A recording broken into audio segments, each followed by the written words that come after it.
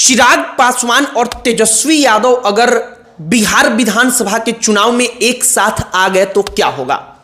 यह सवाल इस वक्त पर इसलिए क्योंकि चिराग पासवान एनडीए से हट करके अपनी पार्टी के बैनर तले कार्यक्रमों का ऐलान कर रहे हैं और कहा जा रहा है कि भारतीय जनता पार्टी के साथ उनका सब कुछ तो ठीक नहीं चल रहा है। तो एक संभावना जताई जा रही है कि अगर चिराग पासवान तेजस्वी के साथ चले गए तो क्या होगा। सबसे पहले आप गौर करिए कि तेजस्वी यादव जो यादव जाति से ताल्लुक रखते हैं, बिहार में जातियों की जनसंख्या के लिहाज से सबसे ज्यादा है, और चिराग पासवान जिस जाति से आते हैं वो जाति जातियों की जनसंख्या के लिहाज से अगर आप देखेंगे तो दूसरे नंबर पर है। तो अगर ये वोट बैंक एक साथ आ जाए तो फिर क्या होगा। एक और सवाल कि अगर चिराग पासवान अकेले लड़ जाते हैं, वो ना तेजस्वी के साथ जाते हैं ना वो भारतीय जनता पार्टी के साथ जाते हैं, तो फिर क्या होगा। और हमने सोचा कि जरा इसी पर एक बार चर्चा किया जाए। चर्चा एक और बात की जाए कि क्या चिराग पासवान नीतीश कुमार वाली भूमिका में आ रहे हैं। कैसे नीतीश कुमार वाली भूमिका में आ रहे हैं कि उनके बिना कोई सरकार नहीं बना सकता, और नीतीश कुमार जैसे इस वक्त पर हैं कि वो जिसके साथ रहेंगे वही सत्ता में रहेगा। क्या चिराग पासवान जेडीयू कमजोर हो रही है तो धीरे धीरे उस पोजीशन पर पहुंच रहे हैं, और क्या यही उनके किस्मत का ताला होगा, चाबी होगा, जो उनको सीएम की कुर्सी तक भी पहुंचाएगा। सब पर चर्चा करेंगे, बातचीत करेंगे और आपको बताएंगे कि क्या कुछ होने वाला है। लेकिन आगे बातचीत करने से पहले हमारा नमस्कार स्वीकार करिए। हमारा नाम मोहित कुमार सिंह है।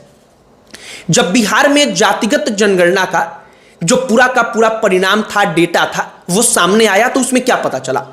पता चला कि अगर सबसे बड़ी जाति कोई है तो वो यादव है। 14.26% के लगभग उनकी जनसंख्या। दूसरे नंबर पर जनसंख्या के लिहाज से जो जाति थी वो कौन? तो दुसात, यानी कि पासवान जो लिखते हैं टाइटल, वो थे।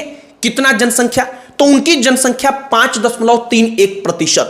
अब यहां पर आप समझिए, जो पासवान है वो चिराग पासवान को अपना सबसे बड़ा नेता मानता है, इसमें कोई दो राय नहीं।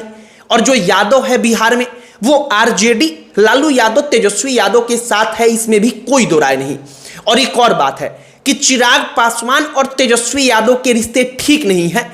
इसके कारण जमीन पर, ग्राउंड पर आप जाएंगे तो जो पासवान है वो खुल करके तेजस्वी यादव और राष्ट्रीय जनता दल का विरोध करते हैं। लेकिन अगर मान लीजिए कि दोनों साथ आ गए तो क्या होगा।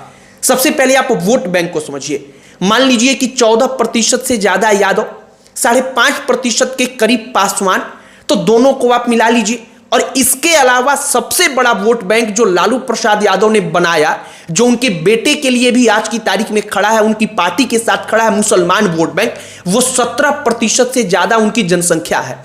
अगर इसी अनुपात में आप जोड़ेंगे कि उनका वोट इसी के अनुपात में है, तो अगर तीनों को आप जोड़ लेंगे तो ये मिलकर हो जाते हैं 36% से ज्यादा।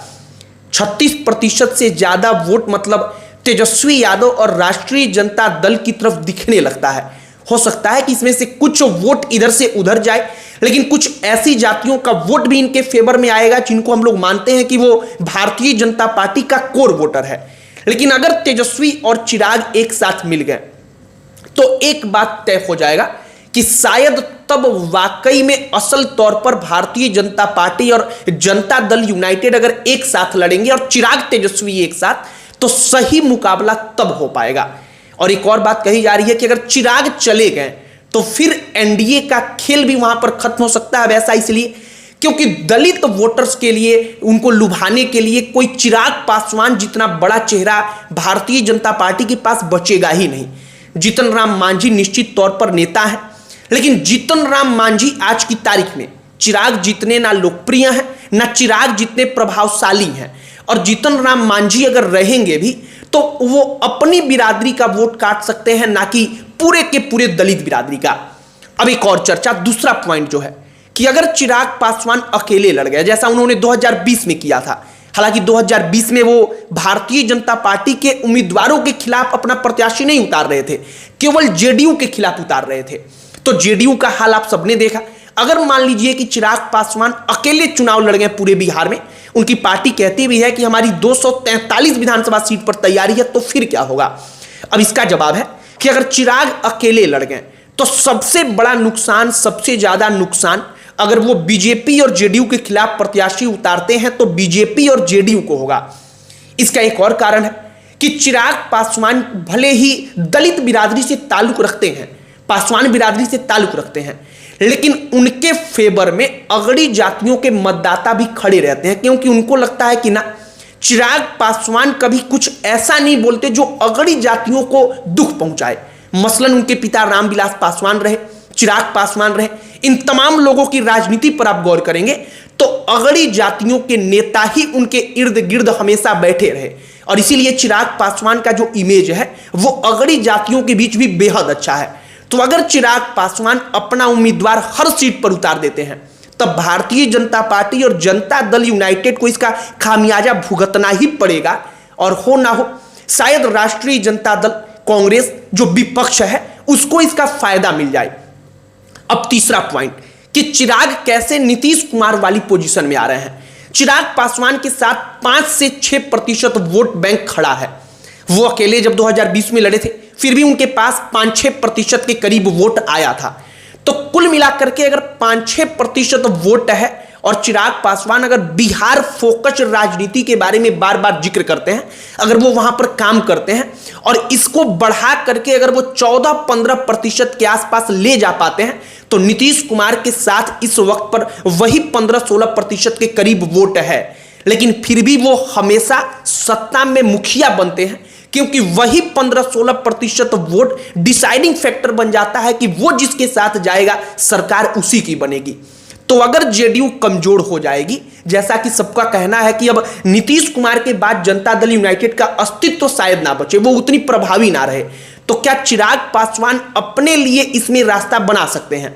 और अगर वो रास्ता बना पाए तो शायद वो नीतीश कुमार वाली भूमिका में आ सकते हैं। और अगर वो नीतीश कुमार वाली भूमिका में आ जाएंगे तो वो जिसके साथ रहेंगे उसकी सरकार बनेगी। इसका मतलब कि उनके पिता रामविलास पासवान जो कभी नहीं कर पाए, कि वो कभी सीएम नहीं बन पाए, मुख्यमंत्री नहीं बन पाए, शायद चिराग पासवान वो सीएम की कुर्सी, मुख्यमंत्री की कुर्सी तक पहुंच जाए। बाकी चिराग पासवान और तेजस्वी यादव के साथ आने की संभावना कितनी है, तो इसका जवाब है कि राजनीति में सब कुछ अप्रत्याशित होता है। अगले ही पल क्या होगा किसी को नहीं पता, क्योंकि चिराग पासवान की पार्टी टूटी। चिराग पासवान की पार्टी टूटने के बाद बीजेपी ने उनका साइड नहीं लिया, बल्कि पशुपति पारस को केंद्र में मंत्री बनवाया गया। यह सब कुछ अप्रत्याशित था। तो कुल मिलाकर के शायद हो सकता है कि चिराग और तेजस्वी एक साथ भी आ जाए, हो सकता है चिराग अकेले चुनाव लड़ जाए, लेकिन कुल मिलाकर के अगर चिराग तेजस्वी के साथ आ गए तो तेजस्वी यादव को बड़ी बढ़त मिलेगी। और अगर चिराग अकेले चुनाव लड़ गए हर सीट पर तो फिर भी तेजस्वी यादव के लिए सोने पर सुहागा जैसा होगा।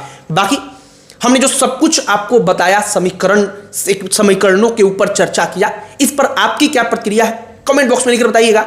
इस वीडियो को यहीं पर समाप्त करते हैं। अंत में हमारा परिचय, हमारा नाम मोहित कुमार सिंह है। बहुत बहुत धन्यवाद।